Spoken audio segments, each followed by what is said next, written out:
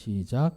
지금은 너희가 근심하나 내가 다시 너희를 보리니 너희 마음이 기쁠 것이요 너희 기쁨을 뺏을 자가 없으리라. 아멘. 네. 지난주에 이어가지고 이제 은혜에 대해서 한번 살펴보고자 합니다. 그 은혜는 카리스라고 그 원어에서 말씀을 드렸죠. 그리고 또 그 헬라어는 카리스라는 단어고 히브리어는 헨이란 단어였습니다. 근데 헨이란 단어는 그 안에 이 울타리 안에 있는 거. 그래서 은혜는 하나님의 울타리 안에 있는 것이라고 이렇게 말씀을 드렸어요. 그러니까 그 구약 성경에 의한다면, 구약 성경 원어에 의한다면 하나님의 울타리 안에 있는 거. 그게 바로 은혜입니다. 오늘은 그 같은 이제 은혜라는 주제를 가지고 또 은혜란 무엇인가를 함께 나눌 텐데, 오늘 본문 말씀을 보면 그 예수님께서 이제 십자가를 지시기 전에 이렇게 말씀을 하시는 장면입니다. 지금은 너희가 이제 근심을 할 텐데 다음에는 다시 너희를 볼 것이다.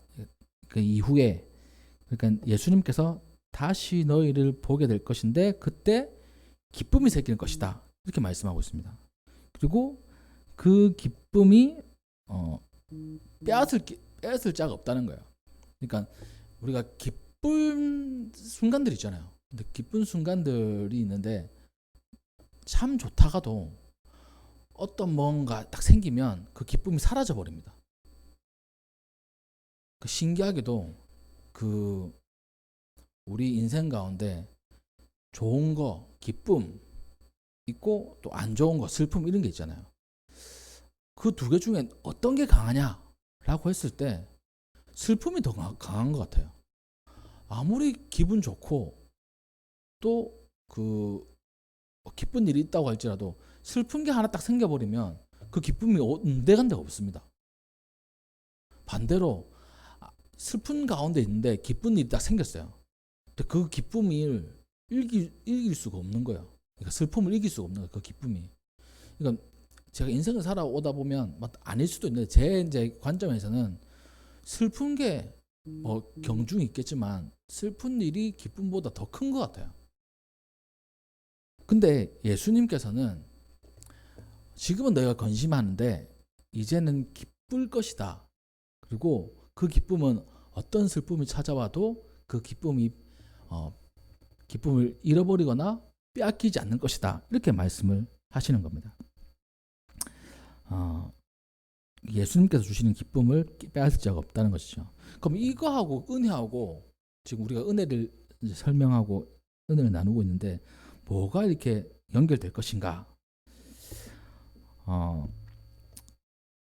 헬라어로 희락이라는 단어 있습니다. 그러니까 그 성경에 보면 희락이라는 단어 있잖아요. 희락을 좀 쉽게 말하면 기쁨이라는 뜻입니다. 근데 기쁨의 헬라어는 이 카라라는 뜻이에요. 카라라는 글을 쓰고 있습니다. 지난주에 은혜는 뭐라고 했습니까? 카리스라고 했잖아요. 카리스. 뭔가 비슷한 것 같죠? 그러니까 은혜하고 기쁨하고는 원어적으로 연결되어 있는 그 글이에요. 그러니까 은혜와 기쁨은 연결되어 있는 겁니다. 그걸 이제 생각을 하면서 말씀을 들으면 돼요. 기뻐하다, 즐거워하다, 평안하다, 행복하다, 평안하다는 의미의 카라라는 단어가 있습니다. 이것은 순간적인 기쁨이 아니라 이 내면에서 계속 흘러나오는 기쁨을 의미하는 거예요. 그러니까 우리 앞서서 제가 말씀드렸듯이 우리가 기뻐하다가 어떤 큰 슬픈 일이 생기면 그 기쁨을 묻히잖아요. 근데 성경에서 말하는 카라, 이 기쁨은 계속 흘러 넘쳐요. 흘러 넘쳐가지고 그 슬픔이 와도 그게 막히는 게 아니고 계속 흘러나와서 기쁨이 끊이지 않는다는 겁니다. 이게 바로 성경이 말하는 희락, 카라라는 말이에요. 근데 은혜를 의미하는 카리스와 깊은 연관이 있습니다. 하나님의 은혜가 흘러넘칠 때 마음에서 끊임없이 흘러나오는 감정이 이 카라라는 거예요. 기쁨이란 겁니다. 그러니까 하나님의 은혜가 나에게 흘러 넘칠 때 나에게서 나오는 것이 무엇이냐? 기쁨이란 거예요. 그러면 내가 은혜를 받았습니다 라고 얘기를 할 때 나의 감정 상태가 뭐냐면 기쁜 상태라는 거예요. 기쁨이 충만하다는 거예요. 그냥 그 예의상 은혜 받았습니다 이게 아니라 진짜 나에게 은혜가 충만한 상태면 기뻐 날뛰는 거예요. 너무나 기쁜 상태인 겁니다. 아담이 에덴 동산에서 하나님과 교제를 누리면서 가졌던 그 기쁨이 바로 이 기쁨이에요. 에덴 동산에서는 감격과 기쁨과 하나님과 교제가 풍성했잖아요. 신기하게도 이 에덴이라는 뜻도 기쁨이란 뜻입니다. 하나님의 은혜가 가득한 곳, 그래서 기쁨만이 계속 흘러 넘치는 곳, 그곳이 에덴이라는 거예요. 그래서 우리가 은혜 가운데 산다라고 했을 때 기쁘지 않는데 은혜 가운데 산다? 이거는 그 성경적인 은혜가 아닙니다. 내 삶이 나는 은혜로 살지 뭐 이렇게 하는데 삶이 안 기뻐요. 나는 뭐 은혜로 살아 이렇게 고백은 하지만 삶이 안 기쁘다 그러면 은혜로 사는 삶이 아니라는 겁니다. 진짜 은혜로 사는 사람이면 이 주변에 어두운 것들이 많아요. 힘든 것들이 많아요. 또 고통스러운 것이 많아요. 나를 그러니까 잡고 있는 거 엄청 많아요. 나를 힘들게 하는 게 엄청 많아요. 나를 넘어지게 하는 게 엄청 많아요. 근데 기쁨이 있는 거예요. 그래서 그 길을 묵묵히 걸어갈 수 있는 겁니다. 인생을 살아갈 때 진짜 고통스럽고 힘든 것을 계속 이겨내면서 인생을 걸어간다는 것은 얼마나 힘든 일이겠습니까? 그렇잖아요. 힘든 일을 계속 한다는 거, 그 짐을 계속 지고 간다는 거 너무나 힘듭니다. 그거 할 수 없어요. 어떻게 인생 그렇게 사시는 분 여기 있으십니까? 아 진짜 내 인생이 왜 이렇지? 내가 뭐 하는 대로 한다고 했는데 왜 인생이 왜 이럴까? 너무 무겁네. 좀 짐을 내려놓고 싶다. 그런 마음들 많은 사람들이 품고 있습니다. 그런데 진짜 은혜를 누리는 사람들이라면 하나님의 은혜 가운데 사는 사람이면 어떻게 고백하느냐? 내 짐이 진짜 무거워. 사람들이 나를 쳐다보는 거 참 힘들어.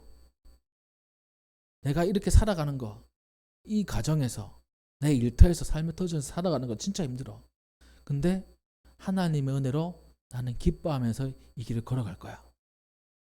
이렇게 말하는 사람이 진짜 신앙인이라는 거예요. 진짜 은혜를 아는 사람이라는 겁니다. 이 은혜는 자기의 감정하고 상관이 없어요. 자기의 삶의 환경하고 상관없어요. 진짜 그것을 누리는 사람이라면 그걸 이겨낼 수 있습니다. 근데 우리는 그렇지 못하죠. 감정에 휩싸여요. 누군가의 시선에 민감해요. 어떤 사람의 말에 민감해요. 참 그래서 우리가 은혜로 산다고 하지만 진짜 은혜를 누리며 살지 못하는 모습이 우리에게 있다는 것입니다. 바라기는 진짜 내가 하나님의 은혜로 살아간다는 그 사실을 깨닫고 기쁨 가운데 사시는 우리 모든 성도님들 되시기를 주님의 이름으로 축복합니다. 하나님의 말씀이 생명이 되어서 그 진리로 충만한 내면의 상태가 바로 기쁨이 나오는 희락의 상태예요. 하나님의 생명의 말씀에 대한 감격이 커서 그 어떤 누구도 빼앗아갈 수 없는 즐거움을 의미합니다. 이 하나님의 주신 은혜는 빼앗길 수 없는 거예요. 참 이거 아쉬운 게 있어요.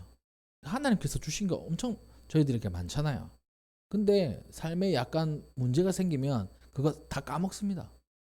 다 잊어버려요. 저 같은 경우도 그래요. 하나님께 충성을 다할 것처럼 이렇게 맹세하고 막 사회 간다고 하잖아요. 근데 뭔가 힘든 일이 있으면 그 충성, 다짐, 맹세 이런 거 온데간데 없이 막 주저앉아 버립니다. 목사님 저도 그런데 우리 성도님들은 어떨까요? 진짜 우리의 삶을 하나님께 맡기고 은혜 가운데 우리가 살아간다고 말을 할 수 있을까요? 그러지 못할 때가 너무나 많다는 것입니다. 그러기에 우리는 늘 하나님의 영원하신 그 사랑과 그 은혜를 기도하고 간구해야 돼요. 하나님, 제 마음속에 은혜가 가득할 수 있도록 도와주세요. 제 마음속에 하나님께서 주시는 끊임없는 기쁨이 솟아날 수 있도록 축복해 주세요. 이게 우리의 기도 제목 중에 하나가 되어야 됩니다. 그래야 진짜 은혜로 살 수 있기 때문입니다. 기쁨, 이것은 은혜로부터 시작합니다. 하나님으로부터 나온다는 거예요. 이 하나님을 알아가면서 그 은혜를 누릴 때 내면에서 흘러나오는 것이 바로 이 기쁨입니다. 이 기쁨의 근원은 바로 하나님이시고 예수님이세요. 이 기쁨은 그 어떤 것도 줄 수 없습니다. 그래서 이 기쁨을 우리가 잊어버리면 안 돼요. 사실 잊지 않고 그것을 찾아내야 됩니다.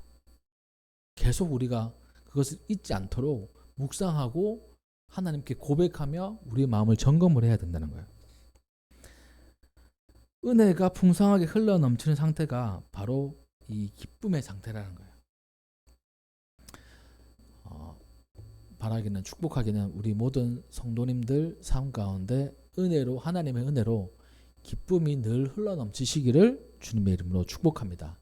이게 이제 은혜의 한 가지예요. 은혜는 끊임없는 기쁨의 상태, 끊어지지 않는 그 기쁨의 내 내면의 상태가 바로 은혜라는 겁니다.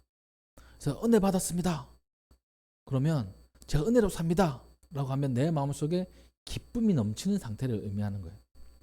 자, 두 번째, 이 감사라는 단어가 있습니다. 감사라는 단어. 이 감사라는 단어는 이 헬라어로 어떤 말을 쓰냐면 유카리스테오라는 말을 써요. 유카리스테오. 보면 유카리스 테오.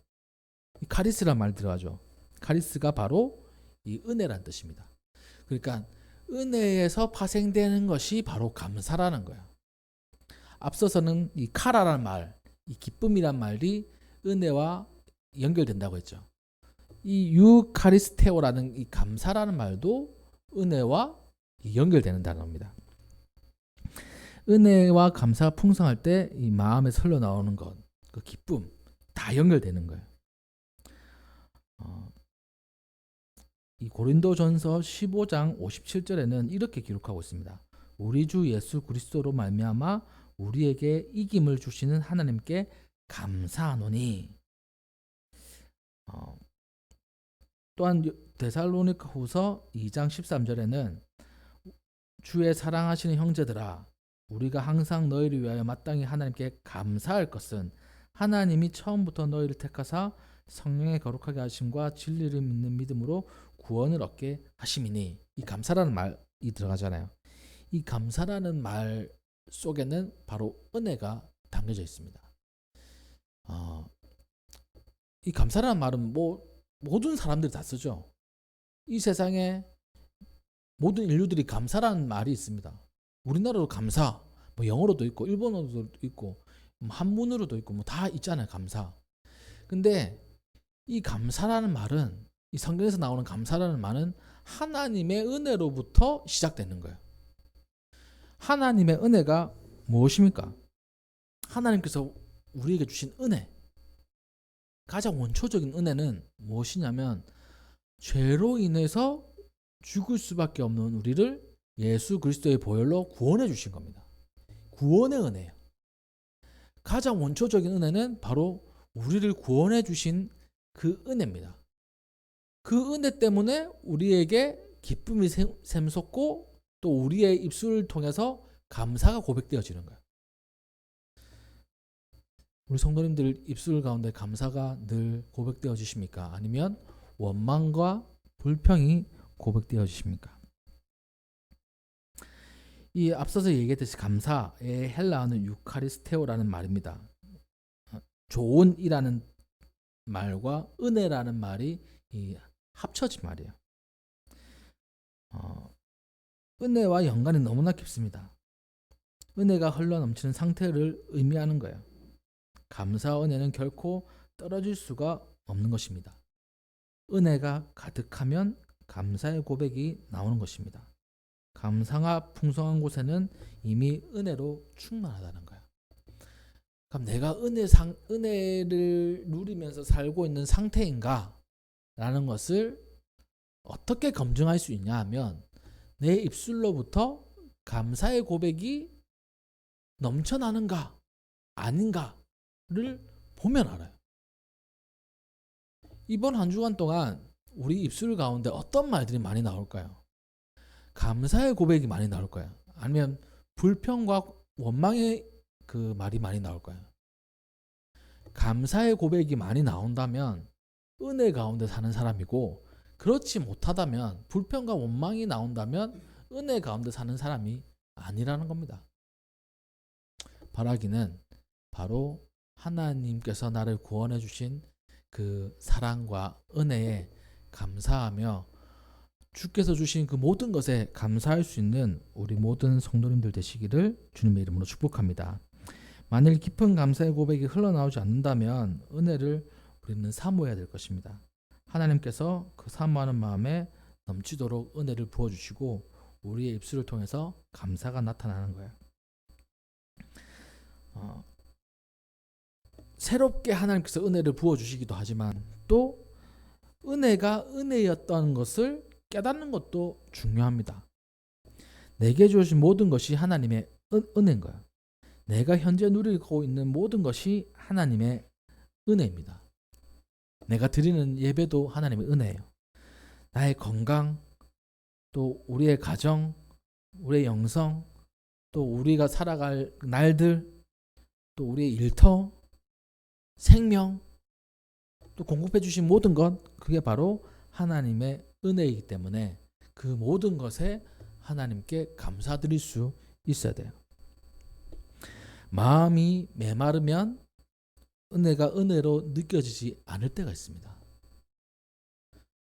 그러니까 이 말은 하나님께로부터 우리가 은혜를 받는데 메말라 버리면 그게 은혜인지 아닌지 구별을 못할 때가 있다는 거예요. 앞서서 말씀드렸듯이 은혜가 가득 차 있으면 기쁨이 샘솟아 오른다고 했습니다. 이건 끊이지 않는 거예요. 근데 그 기쁨의 샘솟음이 말라버린 거예요. 은혜가 흐려진 겁니다. 나의 모든 것 때문에. 나의 뭐 기준, 나의 생각, 철학 이런 것 때문에 은혜가 딱 그 단절되는 그 순간이 생긴다는 거예요. 근데 그게 은혜가 없는 게 아니고 있는데 우리가 잊어버리는 겁니다. 깜깜해져 가지고 그 밤에 물건을 찾을 때 빛이 조금이라도 있으면 그걸 찾아서 이제 갈 수가 있어요. 빛이 하나도 없으면 가까이 물건이 있어도 찾기가 힘듭니다. 제가 이제 간혹 밤에 자다가 일어나 가지고 몇 시간 됐는지 이제 알아야 되잖아요. 더 자야 될 것인가 아니면 새벽 기도를 해야 될 것인가. 그럼 핸드폰을 또 찾아야 돼요. 근데 내가 놓아둔 곳에 핸드폰이 딱 이렇게 손으로 하면 이제 잡힙니다. 근데 내가 놓아둔 곳에 안 놓아두면 못 찾아요. 이렇게 더듬어요. 깜깜하니까 보이지도 않아요. 또 자도 다 바로 일어났으니까 잘 보이지도 않죠. 깜깜하니까 아무것도 안 보입니다. 그래서 이게 좀 이렇게 두리번 거리다가 저 안쪽에 불을 켜요. 그래야 이제 보이는 거예요. 불빛이 있어야 뭔가 보이는 겁니다. 보면 가까이 있었어요. 근데 어두워서 자다 바로 깨가지고 그거를 못 찾는 경우들이 생긴다는 겁니다. 그 감사, 기쁨 이것도 마찬가지인 것 같아요. 은혜도 마찬가지예요. 우리에게 은혜가 계속 있어요. 하나님께서 주신 은혜. 근데 내 마음 상태가 메말라 버리면 그 은혜가 안 보인다는 겁니다. 과거에 진짜 하나님께서 주신 그 은혜들 기억 하나도 못해요. 지금 내가 처해 있는 이 상황 때문에 아무것도 안 보이는 겁니다. 그런 우리의 모습 있지 않습니까? 지금도 끊임없이 우리를 향해 은혜를 부어주시는 하나님의 사랑이 버젓이 있는데 내가 내 생각으로 인해서 나의 처해진 환경 때문에 그것을 놓치고 있지 않습니까? 그래가지고 기쁨도 메말라 버려요. 입술에서의 감사도 사라져 버려요. 메마른 인생이 되는 겁니다. 수많은 사람들이 그렇게 살아가요. 수많은 기독교인들이 그렇게 살아가는 분들이 너무나 많습니다. 예전의 영광, 예전에 받았던 은혜 추억하며 지금 자신의 모습을 바라볼 때 한심하게 느껴지는 그런 분들도 많아요. 또 지금의 이 메마른 나의 신앙생활을 뭐 다 그렇지 뭐 하고 넘어가시는 분들도 참 많습니다. 그런 사람들, 그런 성도들에게 필요한 게 뭐냐면 은혜의 회복이에요. 그 은혜는 바로 나를 구원하신 그 예수 그리스도의 보혈, 그걸 다시 한 번 더 묵상하고 내 마음속에 담는 겁니다. 그 길밖에 없어요. 예수님으로 인하여서 다시 은혜를 회복할 수밖에 없는 것입니다. 많은 사람들이 은혜를 찾고 있어요. 지금 뭐 유튜브를 보면 많은 분들의 내노라는 목사님의 설교들 많습니다. 그 설교를 듣고 은혜 받는 분들도 많아요. 근데 저는 궁금해요. 그 말씀을 듣고 진짜 은혜를 받는 건지, 그냥 마음의 감동을 받는 건지, 진짜 은혜를 받고 그 은혜 속에서 살아가는 건지, 아니면 진짜 그 말씀을 듣고 그 마음에 그냥 감동만 받는 건지, 은혜 받는다, 은혜 받았다 라고 한다면 진짜 마음속에 기쁨이 넘쳐나고 감사가 넘쳐나야 되는데 그렇지 않습니다. 물론 그게 나쁘다는 게 아니에요. 목사님의 설교를 듣는 게 나쁘다는 게 아닙니다. 근데 우리의 신앙생활을 점검해 보면 그것을 통해서 우리가 변화되고 은혜를 체험하기보다는 이 다른 거와 비교해 가지고 정죄하는 부분들이 너무나 많다는 거예요. 그런 부분들이 많이 생기게 된다는 사실을 제가 너무나 많이 깨닫습니다. 제가 그렇거든요. 저 목사는 왜 저렇게 설교를 할까? 이건 좀 아닌 것 같은데. 하나님의 말씀으로 받는 게 아니고 괜히 그러니까 재단을 하고 있더라고요. 또 저와 비슷한 생각으로 성경을 해석하는 분들의 말씀을 들으면 참 은혜가 돼요. 근데 저와 좀 다른 방향으로 말씀을 전하는 분들은 그걸 들을 때 괜히 이상하게 느껴지는 거예요. 그런 경우들이 저에게는 있습니다. 우리 성도님들은 어떠십니까? 내 마음 상태로 인하여서 은혜가 오락가락하는 상태가 아니라 그거와 상관없이 하나님의 은혜로서 우리 삶 속에 기쁨이 넘치고 감사가 넘치는 그런 삶이 되시기를 주님의 이름으로 축복합니다. 오늘 본문 말씀으로 다시 돌아와가지고 지금은 너희가 근심하나 이렇게 되어 있습니다. 이거는 바로 예수님께서 잡히시고 돌아가시기 전의 말씀을 담고 있는 거예요. 그러니까 제자들의 삶 가운데는 가장 큰 위기죠. 3년 동안 따라다녔던 이 선생님이 죽기 일보 직전인 거예요. 자기들은 이 선생님이 왕이 되고 한 자리 차지할 줄 알았어요. 근데 이제 선생님이 죽게 되었어요. 근심이 가득합니다. 3년 동안 자신의 인생 다 헛것 같아요. 우리의 인생도 근심이 가득하고 고통이 가득할 때가 있습니다. 근데 예수님께서 이렇게 말씀하세요. 지금 참 근심스럽고 또 고통스럽지? 근데 내가 다시 너희를 보게 될 것이야. 그때 너희의 마음속에 기쁨이 넘치고 그 기쁨을 빼앗길 자가 없을 거다. 이렇게 말씀하십니다. 그러니까 우리가 은혜 속에서 살지 못한다면 다시 우리가 생각하고 우리가 집중해야 될 것은 예수님을 다시 만나는 거예요. 예수님을 다시 보는 거예요. 다 집어치우고 예수님을 보는 거예요. 예수님을 만나는 거예요. 내 삶 속에 어둡다, 내 삶이 어둡다, 근심이 많다, 고통스럽다, 이럴 때는 다른 거 다 집어치우고 뭐 예배를 열심히 드린다. 그거 중요하죠. 기도 열심히 한다. 중요합니다. 말씀 많이 듣는다. 중요해요. 그 핵심은 뭐냐면 예수님을 다시 만나는 거예요. 예수님을 만나게 되면 기쁨이 다시 회복되고 그것을 빼앗기지 않는다라고 예수님께서 말씀을 하시는 겁니다. 바라기는 여기 계신 우리 모든 성도님들이 은혜 가운데 살기를 원하고 또 기쁨 가운데 살기를 원하고 감사의 고백 가운데 살기를 원하는데 혹시나 그게 내 삶이 지금 아니다 라고 한다면 나의 중심, 나의 삶의 이 방향을 예수님을 만나는 것으로 집중해 보면 어떨까 생각됩니다. 그래야 은혜가 회복되는 거예요. 그래야 기쁨이 다시 샘솟는 거예요. 그래야 내 입술에서 감사가 고백되어지는 거예요. 그러한 삶의 모습 속에서 은혜를 회복하고 기쁨과 감사가 넘치는 우리 성도님들 되시기를 주님의 이름으로 축복합니다. 네, 기도하겠습니다.